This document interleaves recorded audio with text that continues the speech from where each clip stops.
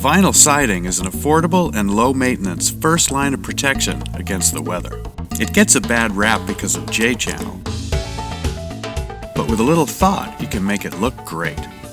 First, ditch the J-channel and use a wide trim stock with the edges rabbeted to accept the vinyl. Some manufacturers have this as a pre-made option. This leaves room for expansion at windows, doors, and corners. At the bottom of the wall, a water table can help kick rain away from the foundation. It should be located according to the size of the siding courses. Begin at the windows. Siding that's aligned with the bottoms and tops of windows is faster to install and looks dope. Count your way down to benchmark where the starter strip will go. Snap a line around the house signifying the top of the strip, and then put it on the line and nail it. If you seal the top of the starter strip, then you can tuck Kickout flashing behind it.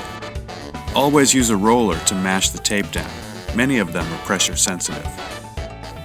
Now, you can run the first course of vinyl, nailing it according to the manufacturer's specs.